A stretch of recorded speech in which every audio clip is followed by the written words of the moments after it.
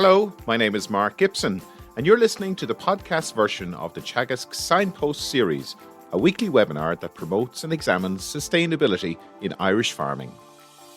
Hello, good morning, and you're very welcome to this morning's Signpost webinar. We hope you're keeping safe and well wherever you're joining us from today. Today we're going to be talking about farm-level economic, environmental and transport modelling of alternative feedstock solutions for regional anaerobic digestion plants in Ireland, also known as AD. And we're delighted to be joined by Dr. Fiona Thorne, who's agricultural economist, who's going to be our main presenter this morning. We're also joined by Trevor Donnan, who's head of the Agricultural Economics and Farm Survey Department in Teagasc. Raymond Feely is a researcher in agri-food business and spatial analysis, and Dr. Kevin Hanran is head of rural economy. And we have Méabh O'Hagan, who's going to be helping us out with questions later on. Méabh is a climate action and sustainability advisor with Teagasc. So we've a full panel of expertise here this morning. So we do hope you take full advantage of that during our session this morning. And we also have Cathal Buckley here, who is a researcher in environmental sustainability and environmental economics based here in Athenry as well. So good morning to you all. You're very welcome to this morning's panel discussion and presentation. Fiona, before you start presenting, maybe you could tell us a little bit about yourself and maybe how this project came about. Thanks, Mark, and I'm delighted to be here with you this morning on the Signpost webinar series. So I'm an agricultural economist in the Rural Economy and Development Division here in Teagasc. And for a long number of years now in Teagasc, I've been working on agricultural economic issues related to the crop sector here in Ireland. Many years ago, I looked at alternative energy crops in Ireland. And this project came about because there is a need to understand what the potential implications on sustainability are at the farm level if AD is to reach the targets that we've set ourselves. So this project is funded by SEAI and Gas Networks Ireland, and I'm delighted to present the research findings to you here this morning. Great, thanks, Fiona. And they are indeed quite ambitious targets that have been set out for AD in the country. So it's really important that we have a solid economic basis for that, and that we I suppose we understand those complex dynamics in the background. So we'll look forward to taking questions afterwards. So thanks, Fiona. Good stuff. Thank you very much, Mark, for that introduction. So as I've already said, Fiona Thorne is my name. I'm an agricultural economist here in Teagasc, and I'm joined by a number of co-authors on the report who will be assisting in the questions and answers when we get to the discussion session. So the title of the presentation is a bit of a mouthful, but what it is that it is the results of 3.5 years work looking at the economic, environmental and social implications at the farm scale if we are to look at feedstock provision for AD. It's funded by SEAI and Gas Networks Ireland. So just to give you an overview of what I'm going to talk to you about for the next half hour or so, I'm going to start off with a background where we are now with anaerobic digestion, an overview of the situation at present and the ambitious targets that we've set ourselves by the year 2030. And then in terms of the modelling, I'll outline how we went about doing it and the results that we have relating to farm level modelling, looking at economic and social sustainability implications and environmental sustainability implications. Then move on to results from the transport modelling that was carried out as part of the research, the aggregate sector modelling, and where to next with this type of research. So, an overview of the AD situation at present. We have the Climate Action Plan targets, which set out very ambitious targets for the anaerobic digestion sector. We've set a target by the year 2030 of 5.7 terawatt hours production of biomethane, which provides a diversification opportunity at farm level. And the pathway towards that 2030 target is laid out in the National Biomethane Strategy, which was published last year. And that biomethane strategy is very cognizant of EU policies, such as the Renewable Energy Directive, which is important that we abide by the regulations that are set out within that directive. And the National Biomethane Strategy identifies that we'll need not just food waste, but agricultural feedstocks are very important in reaching those ambitious targets. In 2026, we'll see the introduction of the main policy lever that will be put in place to create a demand for this biomethane. It's important to say at this point that the renewable heat incentive, as it's called, or the RHO, is quite different to the policy levers that have been put in place across the rest of Europe. And the RHO is to create that demand for the supply of biomethane. There's also been a capital grant for AD construction. That capital grant was announced last year, and it came from a source of funding from the European Union called Repower EU. That budget was 40 million for the capital construction of a number of case study early starter AD plants. So where we are now, so currently the number of plants producing AD producing plants is somewhere less than 20. It's hard to get a definitive number on those plants, but somewhere less than 20 is the figure that we're coming up with at the moment. These plants are plants of various scales and various end uses. The majority of them are combined heat and power plants, and only a very small number of them are actually producing biomethane. And I'll describe what the difference is in those type of plants in a few minutes. But the targets that we've set ourselves to reach that 5.7 terawatt hours of energy will mean that we'll need to move from that currently less than 20 to 150 or 200 new plants by 2030. So very ambitious targets there. And to meet that target, we'll need significant capital investment costs, and we estimate them to be around 1.5 billion, and then additional ongoing operational costs of about 300 million per annum. Feedstocks come in from the ag sector, grass silage, about 1.3 million tonnes of grass silage and 7.5 million tonnes of slurry will be needed to reach those targets. And the agricultural land necessitated to reach the targets, about 120,000 hectares. But we talk about a sensitivity around the number of hectares that will be required later on in the presentation. So that's the overview of AD. But talking about the actual physical process itself, here in graphical format, we have the anaerobic digester here in the centre of the graphic, and we're looking at feedstocks being fed into that anaerobic digester, and that feedstock can come from process food waste, it can come from slurry, it can come from silage. And then out the far end of the AT process, you produce biogas, which can be upgraded then to biomethane and carbon dioxide. And that biomethane then can be used as injected into the gas grid or used in the transport sector. The other output of the AD process, which I haven't talked about so far, is the digestate that's produced. And in a circular bioeconomy system, in an ideal world, that digestate then is returned to the land that is used to produce the feedstocks for the AD process. So that's AD in a nutshell. Now, moving on to the results of this project, and I'm going to start off with the farm level modelling results, talking about economics, talking about social sustainability, and talking about environmental sustainability.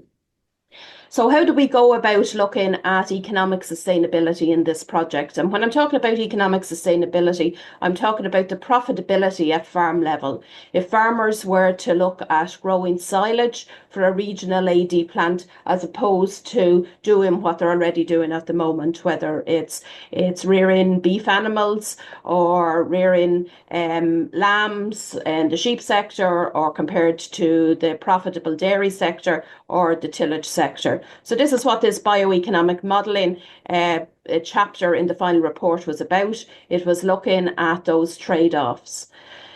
In terms of the feedstocks for the AD process, we looked at two different types of feedstocks. We looked at data from the National Farm Survey for farmers that are producing perennial ryegrass silage, and looked at the cost of production within that data set. And we also looked at data from the Grange feed cost model from colleagues in Teagasc and Grange, where they model the cost of production on an annual basis of different feedstocks. So here we're also looking at the cost of production of perennial ryegrass with red clover. as a feedstock into these regional AD plants.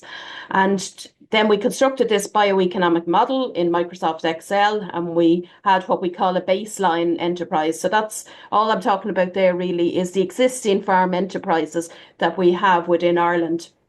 And looking at the profitability of those systems and what would happen if you got rid of a hectare of that land, whether it's rearing the cattle or producing milk or producing crops. And instead of doing what you were always doing, you got rid of that production and you then grew perennial ryegrass for silage for the AD process or a red clover mix going into the AD process.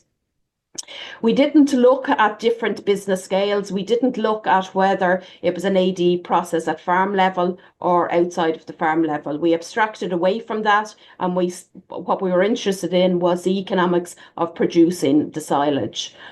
Okay, and the results that I'm going to present to you here in the next slide is the results of the perennial ryegrass and red clover scenario. The data that I am using here is somewhat outdated. When we started off with this chapter in the report back 3.5 years ago, and the data that we had was from the National Farm Survey from 2018 to 2020. It is currently been updated at the moment. But we looked, as I said already, at data from the National Farm Survey. We looked at perennial ryegrass costs of production for the years 18 to 20. We excluded land rent or land charge, and we excluded any additional capital expenditure relating to silage pits and also the red clover mix. So that was based on 3 cuts of silage per year, 14 tonnes of silage production. And we assumed that 42% of the digestate would be reused on this red clover crop. An additional P&K fertiliser was applied to balance the offtakes. Not all of the digestate we assumed was applied to the red clover crop because it wasn't necessitated because of biological fixation. So the digestate that wasn't returned to the red clover crop, we assumed was used elsewhere on the farm. And an opportunity cost associated with that digestate was included within the model.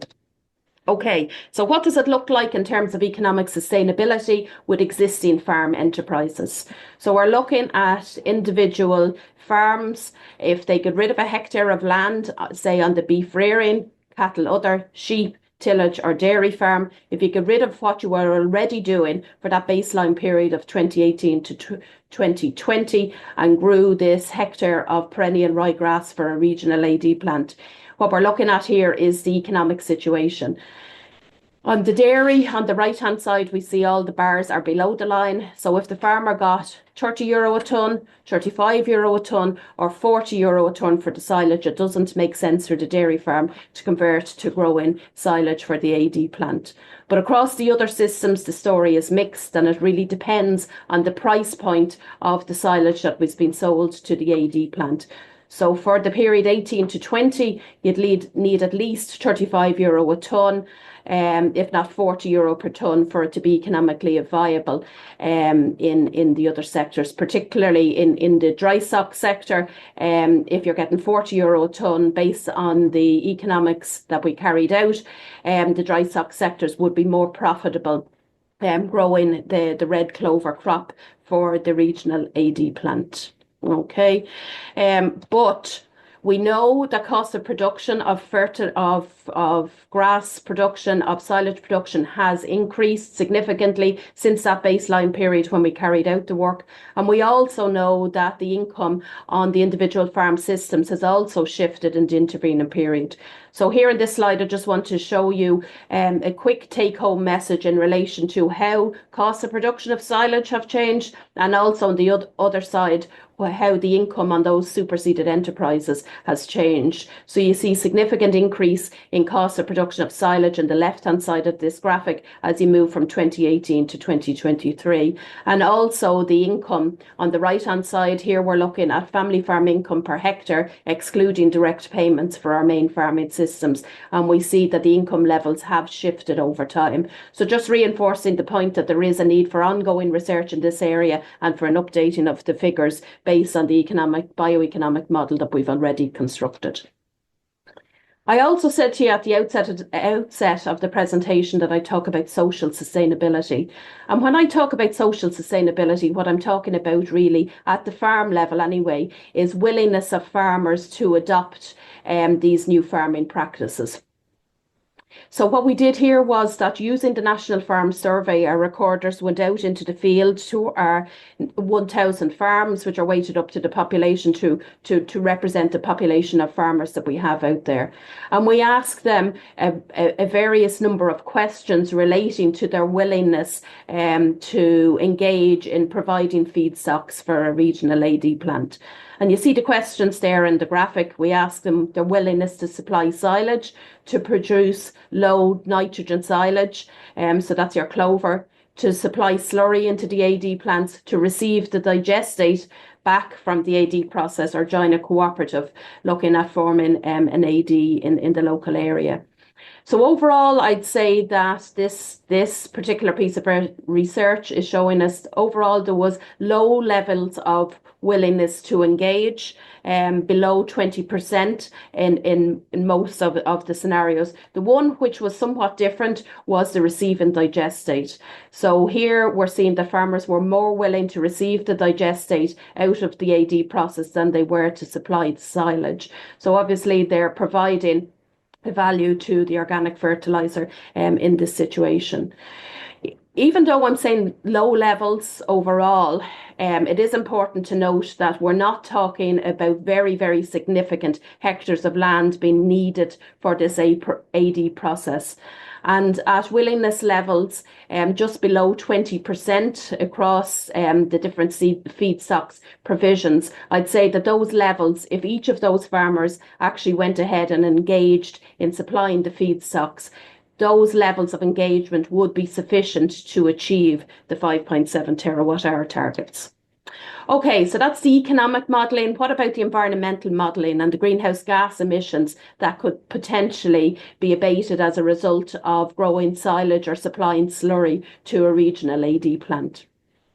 So in this economic and environmental modelling, what we did was that we used National Farm Survey sustainability metrics and applied some scenario modelling to those metrics. In terms of providing grass as a feedstock, in the modelling, we looked at 4 separate scenarios.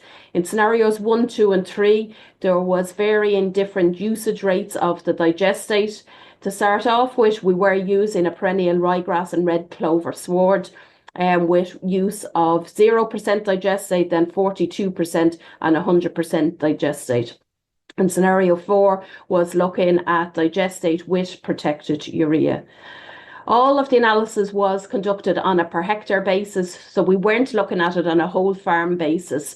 It was just looking at what the impact would be on an individual hectare of land. All the livestock was removed from that individual hectare of land, and because the livestock was removed, all associated emissions with that livestock was removed. So emissions associated with enteric fermentation and manure management. So that was the grass feedstocks that we looked at, and we also looked at a number of scenarios where slurry was supplied as a feedstock. And in those slurry feedstocks or slurry scenarios, we used a number of different fertilization scenarios. So looked at incorporating protected urea, looked at using digestate and using clover then as your nitrogen fixer. And all the manure management and emissions were removed in these slurry scenarios. So what are the results looking like? So taking back to those grass scenarios that I specified on the previous slide, when we use grass as a feedstock for this AD process, the results of the environmental modelling is showing us that there was between a 50 and 98% reduction in greenhouse gas emissions on a per hectare basis when the livestock was removed. And that's a very important point to remember, that we are assuming that all of the livestock activity is removed in this scenario. So it eliminates methane, and it eliminates greenhouse gas emissions associated with manure management. The scenario where biological fixation of nitrogen was the main supply for crop growth shows the largest reduction in greenhouse gas emissions. So that was the grass-based scenario. What about using slurry as the feedstock? When we looked at using slurry at farm level to feed this AD process, we found that there was between a 6.5 and an 11.6% reduction in greenhouse gas emissions in these scenarios. Significantly less than the greenhouse gas emissions that we've seen in the grass scenarios previously.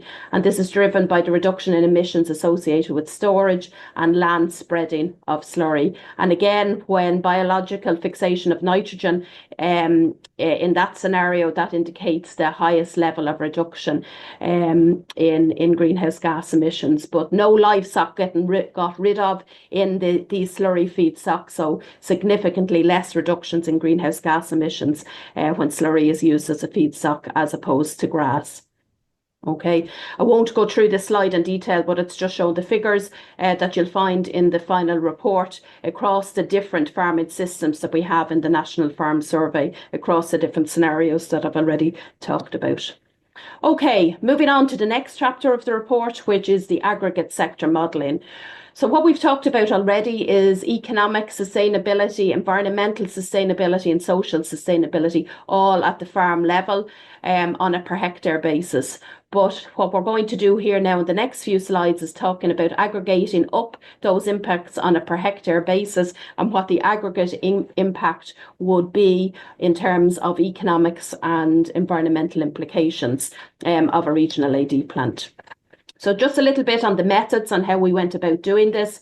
So we used the FAPRI Ireland model, which is a long-running aggregate sector modelling looking at the impact of different policy changes. So we generate on a regular basis a baseline projection for Irish agriculture, and we're using the baseline projection out to 2030 for this assessment. And over and above that baseline, we simulated 3 separate alternative AD scenarios. Those 3 separate alternative AD scenarios was based on the amount of land that was required to meet that 5.7 terawatt target that I talked about at the outset of the presentation. The 3 land scenarios that we're talking about is 110,000 hectares, 120,000 hectares and 130,000 hectares. And the sensitivity between 110 and 130,000 hectares is related to the uncertainty that we have around the dry matter yields of the silage. So that's why we did sensitivity analysis on the number of hectares. So what happens in this modelling exercise is that agricultural land is diverted from beef production to use in growing feedstock for AD. And the analysis looks in terms of economics at output, input and income in aggregate in agriculture. And then for agricultural greenhouse gas emissions, we're looking at the environmental sustainability impacts at an aggregate level. So wider economy impacts of AD industry development are not assessed in this modelling exercise. Some of them can be positive and some of them can be negative, but we're talking about those economic and environmental impacts, particularly to do with agriculture in this modelling exercise. So a little bit more on the assumptions that we use in this modelling. So previous to this project, in the FAPRI Ireland aggregate model, we didn't have an activity related to AD biomethane. So now we've introduced that into the model so we can look at modelling of specific targets going forward. The AD scenarios were increasing the amounts of land diverted from beef to AD across the different scenarios that we looked at. But it's important to note that the stocking rate per hectare under the AD scenario stays the same as the baseline. So we don't have a change in the stocking rate associated with the different scenarios. So we're looking at a reduction in suckler cow numbers and their followers in this analysis. All pig slurry and 8% of the cattle slurry is used by the AD industry. Farmers are not paid for the slurry and they do not pay for the digestate that they receive back. And the grass delivered to the plants we assumed was paid at a price of €55 per tonne. Other outputs and input prices used in the scenario remain at the baseline levels. So what are the results looking like? Relative to the baseline, the use of grass and animal slurries to achieve the 5.7 terawatt hour targets in general increases agricultural sector income and decreases agricultural sector greenhouse gas emissions. The increase in the sectoral income out to 2030 comes from three different sources. It comes from cattle output value decreasing. The output value of grass goes up as it's fed into the AD process, and input expenditure associated with the rearing of the animals declines. By 2030, agricultural sector income is projected to increase between 1.2% and 1.3% across the different scenarios, which is between 49 million and 53 million euros by 2030. And that's equivalent to an income of approximately 425 euros per hectare on the land that's devoted to AD. And on the environmental emission side, in an aggregate sense, greenhouse gas emissions are projected to be 2.3% lower, and that's emanating from methane emissions reductions by 1.8% and nitrous oxide emissions down by 4%. And important to note that the impact of biomethane in the reducing energy system greenhouse gas emissions is not accounted for in this analysis. We're particularly looking at the agricultural greenhouse gas emissions and the modelling of that going forward. So the final research chapter that we looked at was transport modelling. And in the transport modelling that was carried out in the analysis, we used the geographical information systems, a particular a component of that called network analysis. And what that GIS modelling system did was that it located potential AD facilities to the maximum that's required in the 5.7 terawatt hour target. And while maximising the achievement of the target, we were also looking at minimising transport distances required for the feedstock access. The data that was used in this analysis was based on DAFM's LIPA's parcel data in terms of the feedstock provision, and then the road network data was sourced from Tailteann Éireann, previously Ordnance Survey Ireland. We've talked a lot about scenarios so far in the presentation today, and I've just another two scenarios I want to talk to you about here. We had a middle optimistic scenario and that we modelled, and also a pessimistic scenario. In the middle optimistic scenario, what the modelling did was that it assumed there was surplus grass available, and that surplus grass was then looked at to reach the target of 5.7 terawatt hours. And in the surplus grass scenario, the feedstocks supplied into the plants was available from within a 10-kilometre road distance of the plants. Whereas when we looked at the pessimistic scenario, we weren't assuming surplus grass, but we were assuming a ceiling of 15% grass availability from individual farm levels, and looking at the road distances then to the individual plants. And in this pessimistic scenario, the provision of feedstocks from 10 kilometres wasn't sufficient, and we found that you needed to move to a 15-kilometre radius to achieve the targets. This is just a graphic here of some of the graphs and the maps that are available within the final report, and showing the distribution of the AD plants and that we projected, and the road distances required to provide the feedstocks. Okay, so conclusions from the research. Relating to economic sustainability, for some farmers it can be economically viable to supply silage to the AD process, and it very much depends on the starting system that you're looking at. But also we need to be cognizant of the cost movement and the price point at which the silage is sold into the AD process. Inertia at farm level can't be overlooked, and the ability and the willingness of farmers to look at changing system. We need to be aware of that. So that's at the farm level, but what about the aggregate level? We found that the aggregate level benefit in terms of economic sustainability are not very large, as the land used is relatively small, and the additional margin over the alternative enterprise is also small. What about environmental sustainability? Again, we looked at it at the farm level and at the aggregate level. We found that supplying feedstock, sorry, now I move slides now on you. We found significant savings on a per hectare basis at farm level in relation to environmental sustainability, But at the aggregate sector, the reduction in agricultural emissions in the inventory is not very large. And I'd say there that even though it's not very large, neither are many of the other measures that are included in the marginal abasement cost curve. So it's a piecemeal approach that we're looking at, with individual technologies contributing their own part to ag emissions. And finally, social sustainability. I'd say broader awareness is crucial, and we found that when we conducted the survey through the National Farm Survey. But I would say that even though willingness level didn't appear very high, from the levels of interest, it did seem that if those individual farmers did go on to supply feedstocks, we would have enough farmers to reach the targets that we have set. So where to from here, and what are the research gaps? In relation to economic sustainability, there is a need to look at scale of these AD plants, whether it's farm scale, regional scale, or larger scale plants. We haven't looked at that within this research, and it's something that we'd like to do in the future. We also need to look at the economics of alternative feedstocks. We've only looked at a limited number of feedstocks in this analysis, and also need to look at the economics sustainability under different cost and price scenarios. And what are the research gaps relating to environmental modelling and sustainability? It's all about incorporating new data into the modelling process that we've already established. Social sustainability, we've really only looked at it so far in terms of social sustainability at the farm level, but there is definitely a real need to look at social sustainability across the wider community.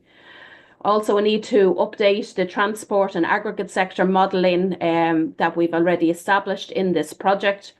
We do have new funding sources in place at the moment to undertake and continue on this research. And in early 2026, we'll be looking at alternative business models of AD and focusing on alternative feedstocks and model updates.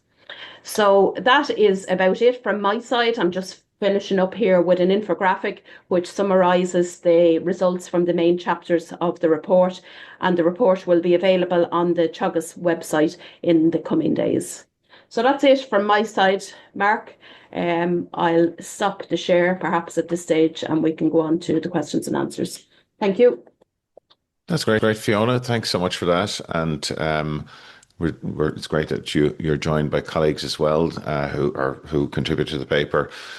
So we have the full team here that can answer those questions. And look, we can throw the ball in there. I mean, look, there's been a lot of discussion in Ireland and planning and thinking about AD, but like 20 plants is still, it's a relatively low uptake. What needs to happen next based on the research that you've conducted, Fiona, and others feel free to chip in on that one as well. So Mark, you're right, they're very ambitious targets that we have set ourselves. But look, we do have the National Biomethane Strategy, which is a very important document that was published back in 2024, and essentially lays out a roadmap for the different things that we need to do to ramp up to that 5.7 terawatt hour target. They're multifaceted. There's things that we need to do in terms of planning. There's things that we need to do on the capital side of it. There's research gaps, but probably one of the important first stages in it, Mark, is the rollout of the demand for the biomethane that's produced. So the heads of bill for the legislation for that renewable heat obligation, the RHO, is expected in 2026, and that's essentially what the industry is waiting on at this stage, is to create the demand for these plants. We can set the targets as much as we want, but we need to be able to match the supply of the biomethane with real hard demand for it, and that's what the RHO will do when it is rolled out in 2026. We do see developers around the country still going ahead with planning. Some of them are coming to fruition in terms of construction, and that from grant aid from Repower EU was important in doing that when that was awarded last year. But the rollout of the RHO will really be a game changer in this regard, Mark. I noticed in your slides there the income for the beef sector for in the Yeah. last couple of years is starting to increase, which is, I suppose, welcome for that sector. Mm. What sort of an impact do you think that's going to have in terms of that appetite Yeah. for supplying silage or grass to Yeah. AD Yeah. plants if it Yeah. So continues? yeah, yeah. So look at it. There's definitely a real need to update what we have at the moment. That was based on data. The results that I showed you there, the farm level economic modelling was from data from the National Farm Survey to 2018 to 2020. So on one side, the cost of production of the silage have increased over the time period, but likewise on the other side, the incomes from the dry stock sectors in particular have increased. So I think that it's important to update the cost of production to look at realistic price points for the silage out of from that side and likewise on the income side. So, that has to be matched up, and that is something that we are going to be starting early in 2026. Matching up the income changes with the changes in the cost of production and the price point. Okay, great. That's great, Fiona, and encourage all of our panelists to chip in as you would like. I'd like to have a conversation around this as much as we can. Maybe some interesting questions coming in from our audience. Actually, a lot of interest in this topic this morning. A lot of people on interested to see where this is headed. Yeah, the questions are starting to come in thick and fast there, Mark. But in particular, a lot of interest around the transport modelling in terms of I suppose how that research was done with the modelling of the location allocations, and then also kind of some specific questions in terms of like quantifying how much increase in local transportation would this cause for our local community and stuff in terms of that social sustainability side of things and getting people to buy into it. So I don't know if one of the panelists could comment on both sides of that. Sure, Maeve. That was my particular area of contribution to the project. I'll start with a very brief comment on what the actual network analysis is. It's a spatial optimization tool that can be found in some of the higher end geographical information systems. And basically what it does is it takes a quantity of demand, or what's termed demand. In this case, it's the availability of grassland and storing, and it allocates it along a network, a road network in our case, and it's the actual real road network as mapped by previously Ordnance Survey, now Taltair. And it assigns that quantity to your supply locations then, which are the in this case the anaerobic digestive facilities. And it does that in an optimized fashion. So basically you can tell the algorithm to optimize for distance or optimize for speed. And there's a whole range of parameters that you can put in there, like size of vehicle, etc. So it's a very, very powerful tool, and it's become increasingly accessible, I think, over the years because it's algorithmically it's a very high resource. It's in a high IT resource application. Modern computers let you do that quite quickly. So some of the model runs we're doing here, you can do in less than an hour or two, whereas 8 or 9 years ago that was taking 9 or 10 years. To get to the actual question around did we model for the increase in vehicle transport? We didn't specifically, but it is something that could be derived from the analysis in that we take the gross amount of feedstock supply for an anaerobic digestive facility. And then if you like, you could actually disaggregate that out into a load quantity, which will give you the amount of vehicle traffic if that was required. Okay, yeah, I guess it is just going to be, it's an important thing, I guess, amongst communities like that there has been obviously concern around these things coming up in the area, and it's important to keep everybody on side if we're going to achieve the targets. Another question there that was, a couple of questions were kind of coming in terms of, Fiona presented the economic impact and how it's maybe more financially makes sense for smaller scale farmers, beef farmers and stuff like that. So just wondering then, in terms of what's going to be required for some of those maybe less intensive farmers to be able to produce the grass feed stock necessary to feed these plants, will there be additional labour required from that point of view, or would it be suitable for part-time farmers? Would it require a lot of on-farm investment in terms of reseeding and stuff like that? And what sort of an impact would that have on those farmers? I might have a go at that. Um, so what we're looking at, we two feedstocks going into it. Okay, so we're looking at perennial ryegrass as it is grown currently within the National Farm Survey, and then looking at incorporating red clover into the mix because of the environmental credentials associated with that. Like, we have to be governed by what the Renewable Energy Directive specifies, and growing high intensive grassland with additional chemical fertilizer is not what we're talking about here. We're talking about biological fixation and using that as your nitrogen source. But those questions around sort of the business case and the whether it's a farm scale AD process or a regional AD process, that's what we want to do in the next stage of this research. We weren't looking at that in this particular research. We just assumed a modelled crop of red clover, and it had average costs of production for red clover. But we know that there is a distribution around that. So it's all those sensitivity analysis that we'd like to look at in the next stage of the project. But I think that question came in, whoever that came in from, I think they're hitting the nail on the head between the differences in the economic potential and advantages for whether it's low intensive dry stock type farmers compared to our more intensive dairy farms, where we saw that the economic viability wasn't in it. But matching up where those farms are with the demand for the individual sites and where they're located will be the next stumbling block in it all. But look, I'd say a lot of work done in this project, but there's definitely research gaps and more work to be done on it from here, Méabh. I might just come in at that, if I may. And I'd like to acknowledge Maurice Deasy, who was the main person who was researching on this project.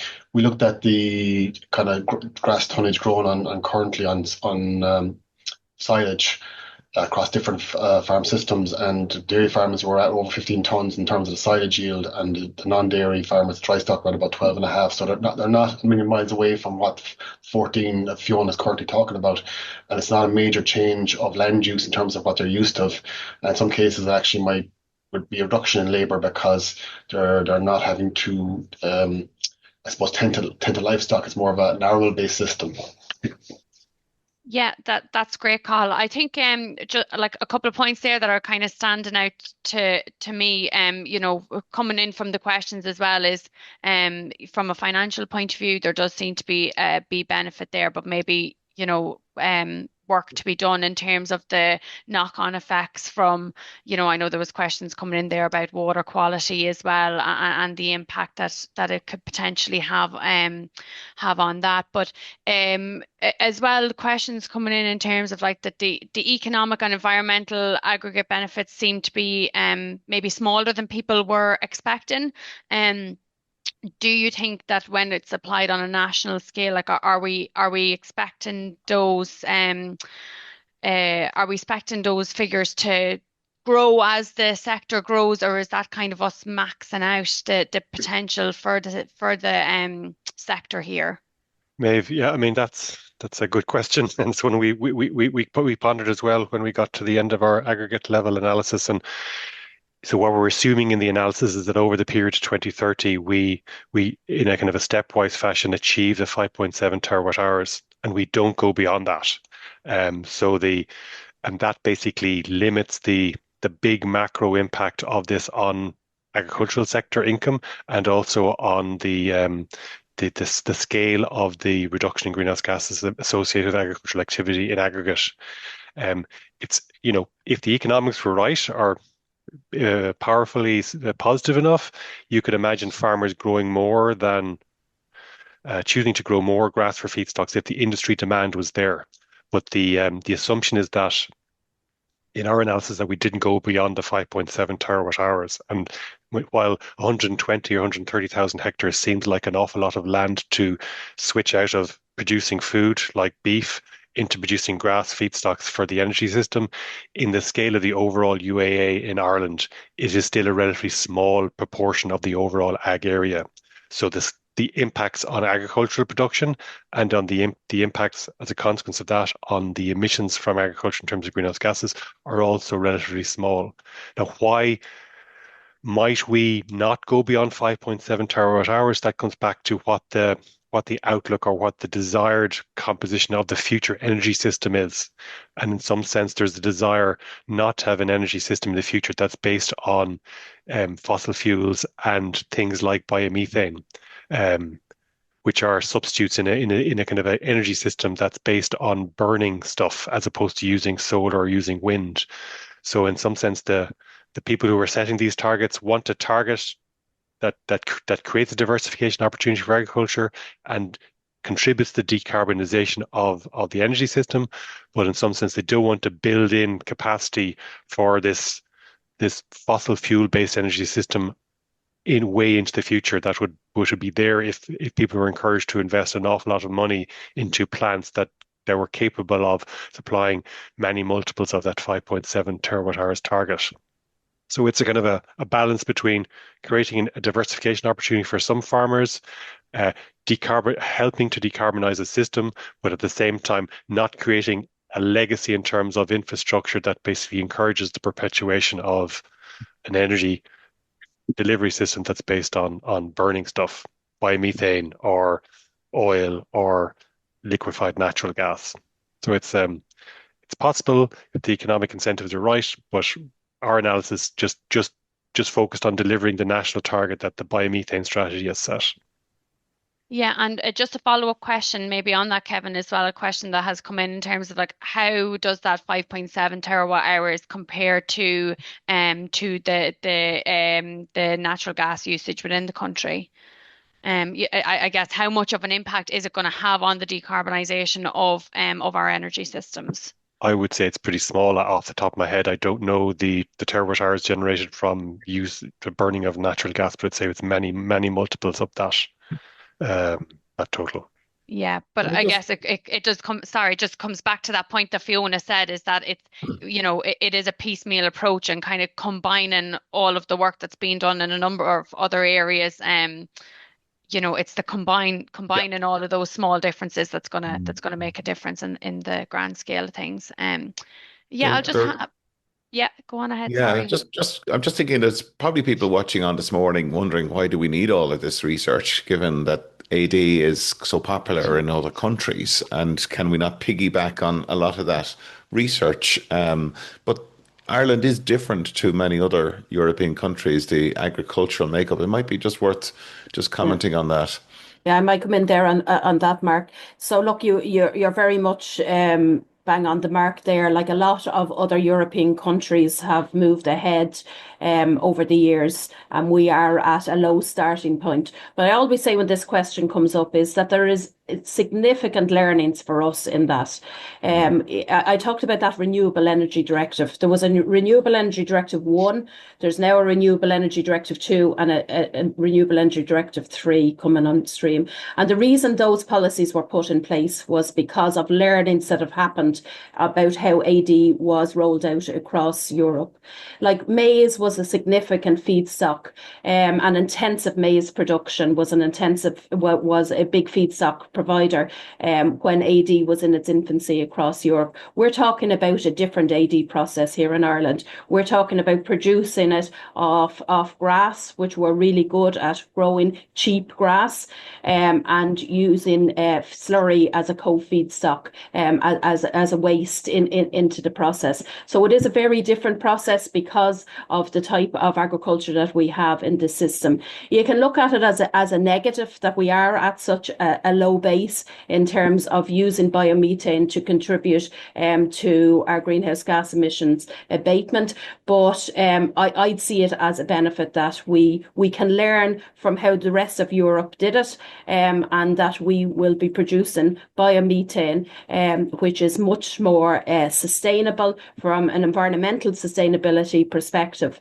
And from an economic sustainability perspective, why we need this research? We need this research to answer the questions for farmers why they would engage in using this as a diversification opportunity. You need to answer the questions for farmers. Look, am I going to make more money out of it? Am I going to be able to wave the flag and say that I'm reducing my greenhouse gas emissions associated with it? And likewise, social sustainability. What's this going to give me for work-life balance? And we've touched on some of those issues already in the discussion about the intensive nature versus the extensive nature of some farmers. Could part-time farmers do it? Could older farmers engage in this as an opportunity, a diversification opportunity? So I hope that answers your question some bit on that, Mark. I might comment on the question that Méabh raised about the water quality element and digestate. A lot of issues around digestate, but digestate, we model this in terms of the slurry scenarios at the end, and digestate, you're getting a more homogenized NPK coming back, or a PK coming back out of the process. So it should be easier to match with crop demand, and it's a resource allocation problem. So with soil tests, what the crop demand is. So we're seeing a reduction in balance actually by using digestate versus slurry, because it's more homogenized and you know what you're doing. That's great, Carl. It allows for a better target and maybe of those nutrients to areas that actually need it. It's probably equivalent to more bag fertilizer than it is the slurry, because it's more homogenized. Yeah. There was just a couple of questions there, maybe around the modelling of the different total areas of land contributing to anaerobic digestion, and maybe just a comment on why the different levels of land were used in the different models, and then also just tying that in with how do we manage the communication around the messaging of this much land going towards anaerobic digesters or feeding anaerobic digesters, and making sure that message doesn't come across as maybe a negative of ground being taken away from farmers, but actually that this is an opportunity. Coming back to what you were saying there, Fiona, like this is actually an opportunity for farmers to get involved in this system and maybe have a little bit more income coming in for the farm. So yeah, a kind of two parts to that question. If someone wants to come in on that. I may take that one. So the different areas that we used were purely because of the uncertainty around the grass yield that could be achieved. So that was a way of trying to address the uncertainties there. So it was a form of sensitivity analysis, if you like, really. On the messaging, I mean, in the end here, what we envisage is that farmers are going to be involved in this. So farmers are going to be growing the grass for the AD plant ultimately. So it's still an activity that's taking place on the part of farmers. Maybe it doesn't fit with the traditional definition of agriculture, but I don't think that's a reason purely to dismiss it out of hand. Ultimately, it would be quite dispersed around the country as well. So, I mean, if this was all a super concentrated activity happening on one area of the country, then I guess you could see why people might have some concerns about the implications it might have for the land market in a locality. But overall here, this is a small amount of activity considering the overall land area in the country. We have 4.5 million hectares of land, and this is 120,000 hectares we're talking about in the end.